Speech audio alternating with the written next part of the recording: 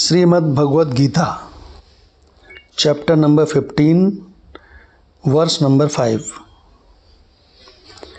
निर्माण मोहा जित संग दोषा अध्यात्म नित्या विनिवृत्त कामा द्वंद्वैर्विमुक्ताः सुख दुख संजय गच्छन्ति अमूढ़ाः पदम अव्ययम तत्। ये अध्याय 15 का बहुत ही अद्भुत मंत्र है कि जो अध्यात्म प्रेमी लोग होते हैं वो कैसे होते हैं। तो भगवान कहते हैं निर्मान, वो मान जिनका नष्ट हो गया है, मान के चक्कर में नहीं पड़ते वो। निर्मान निर्मोहा, निर्मान और निर्मोह, नी की संगति दोनों के साथ लगेगी। निर्मान निर्मोहा। पहले तो मान के बारे में डिस्कस करते हैं। मान का मतलब होता है नाप तौल, है ना। तो जो अज्ञानी होता है ना, वो इस संसार में, जैसे मान लो वो कलेक्टर है तो उसको कलेक्टर के बराबर उसकी नाप तौल है। जैसे कोई इंस्पेक्टर है तो उसकी मान मतलब माप, उसकी नाप कितनी है, इंस्पेक्टर के बराबर है ना। तो जो लोग सम्मान चाहते हैं वो कुछ उनकी टुकड़ा समझ है, उनकी टुकड़े की समझ है, इसलिए मान चाहते हैं। लेकिन जो अध्यात्म वाला बंदा है वो कहता है अरे मैं कोई परिच्छन यानी कि सीमित थोड़ी ना हूँ, तो वो निर्मान हो जाता है। निर्मान निर्मोहा जित संग दोषा आध्यात्म नित्या विनिवृत्त कामा। तो कहते हैं जित संग दोषा, ये जो संसार का आदमी होता है ना, ये हर समय किसी न किसी के संग के चक्कर में रहता है कि हमारा किसी के साथ संग हो। और संसार के लोगों से, संसार के वस्तुओं से, इनसे सबसे वो खूब प्रीति भी जोड़ लेता है, खूब प्रेम बढ़ा लेता है। अब जब संसार की चीज़ें तो हमेशा रहने वाली नहीं हैं, तो जब वो बिछुड़ती हैं तो उसको बहुत कष्ट होता है। लेकिन ये जो आध्यात्मिक व्यक्ति है, इसके बारे में भगवान क्या बताते हैं, 3 पॉइंट बताए। निर्मान, वो मान से रहित होता है। वो कोई टुकड़ा अपने आप को समझता नहीं है, इसलिए उसकी कोई माप नहीं है, तौल नहीं है, इसलिए वो सम्मान के भी चक्कर में नहीं रहता है ना। तो पहला है निर्मान, दूसरा है निर्मोहा और तीसरा है जित संग दोषा। अब चौथा क्या है, अध्यात्म नित्या विनिवृत्त कामा। अध्यात्म नित्या, जैसे संसार के लोग भोगों में नित्य लगे रहते हैं। क्यों लगे रहते हैं? उनको भोगों से प्यार थोड़ी है, उनको भोगों से सुख चाहिए, है ना। वो सुख के कारण चारों ओर भटकते रहते हैं। वो भिखारी टाइप के होते हैं सुख के। उनको अपने सुख स्वरूप, परमात्मा स्वरूप का तो पता नहीं होता, तो वो चारों ओर सुख के कारण भटकते रहते हैं। ऐ मेरे क्या बोलते हैं, चमकते हुए मुखड़े हैं, लोगों को सुंदर लगे, लोग तारीफ करें तो हमको सुख मिल जाएगा।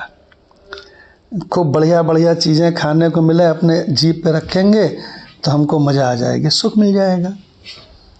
ऐसे ही वो सुख पाने की वजह से संसार के इधर उधर भटकते रहते हैं। लेकिन जो स्वरूप को पहचानता है, जो आध्यात्मिक व्यक्ति है, वो कैसा है?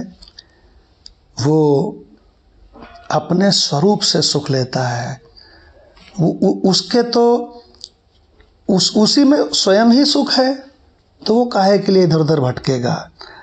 अध्यात्म नित्या विनिवृत्त कामा, अध्यात्म नित्या विनिवृत्त कामा।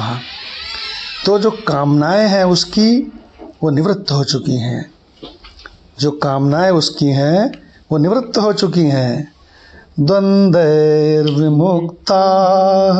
सुख दुख संज्ञै, वो संपूर्ण द्वंद्वों से विमुक्त हो चुका है और सुख दुख इन झंझटों से भी वो निकल चुका है। तो भगवान इस मंत्र में ये बताते हैं कि वो मूढ़ नहीं है। देखो भाई, दो से प्रेम हो सकता है, या तो उनसे प्रेम हो सकता है जो बिछुड़ जाएं, है ना, या तो उससे प्रेम हो सकता है जो कभी नहीं बिछुड़ता, है ना। तो भगवान ने जो संसार के व्यक्तियों, वस्तुओं, परिस्थितियों से, है ना, अपने नाशवान शरीर से, अपने से छूट जाने वाले मकान से, है ना, अपनी वाहवाही करने वालों से, अपने रिश्ते नातेदारों से प्रेम करते हैं, वो छूटने वालों से प्रेम करते हैं। और एक आध्यात्मिक व्यक्ति अपने परमात्म स्वरूप से खूब प्रेम करता है, सुख लेता है। तो भगवान ने दोनों के नाम रख दिए अलग अलग। जो बिछुड़ने वाले और नाशवान से प्रेम करते हैं उसको भगवान इस मंत्र में कह रहे हैं मूढ़ा, मूढ़। और जो कभी ना बिछुड़ने वाले से प्रेम करते हैं उसको भगवान ने कहा अमूढ़ा। तो क्या कहते हैं? गच्छन्ति, चौथा पद कितना सुंदर है, गच्छन्ति अमूढ़ा पदम अव्ययम तत्। तो वो जो अमूढ़ा है, जो बिछुड़ने वालों से प्रीति नहीं बढ़ाता है, उनसे आसक्ति नहीं बढ़ाता है वो बिछड़ेंगे तो पक्का। तो जो इनसे आसक्ति बढ़ाता है, प्रेम बढ़ाता है, वो रोता है। श्रुति मंत्र है ना, प्रियम त्वाम रोत्स्यति। ये जो बिछुड़ने वाले प्रिय लोग हैं ना, ये तुमको रुलाएंगे। तो भगवान क्या कहते हैं कि अमूढ़ा होता है वो गच्छन्ति अमूढ़ा पदम अव्ययम तत्। पदम अव्ययम एक ऐसा पद है जो कभी नहीं छूटता, अव्यय है और आनंद है और शांति का भंडार है। इसमें कुछ करना कराना नहीं है। ये करना कराना ये सब संसार में है। तो कहते हैं कि वो अपने जो अव्यय, कभी न खर्च होने वाले पद में, है ना, वो जो मूढ़ नहीं है, जो समझदार है, तो कहते हैं भगवान वो अपने उस परमानेंट आत्म स्वरूप से खूब सुख लेता है, खूब सुख लेता है। उसको सुख लेने के लिए कहीं जाना नहीं पड़ता। उसको सुख लेने के लिए, शांति का स्वाद लेने के लिए कुछ खाना भी नहीं पड़ता। उसको किसी से बोलना भी नहीं पड़ता, है ना।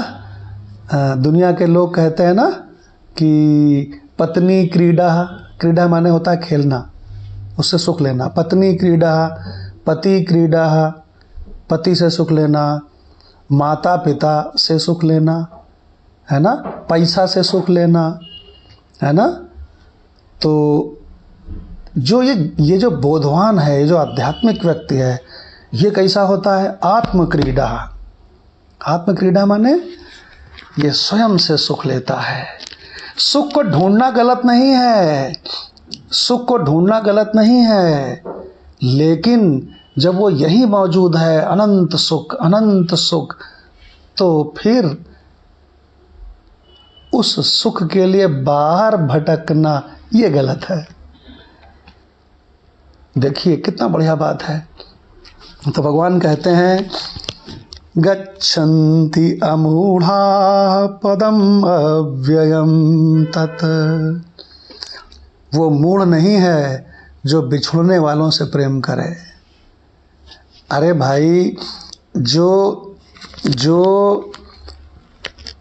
नित्य और अनित्य, मतलब परमानेंट और टेम्परेरी, दोनों को अलग अलग पहचान चुका है, उसी के पास तो ऑप्शन है कि वो परमानेंट वाले से प्रेम करे कि बिछुड़ने वाले से करे। और जो केवल बिछुड़ने वाले को ही जानता है, बिछुड़ने वालों के सिवा, है ना, टेम्परेरी वालों के सिवा वो तो परमानेंट को जानता ही नहीं है, तो वो बेचारा क्या करे, है ना। तो भगवान उसी को कहते हैं कि वो मूढ़ है ना। क्योंकि लोग ये बता नहीं पाते हैं कि बताओ अच्छा तुम किसी परमानेंट को जानते हो, तो कुछ नहीं बता पाते हैं।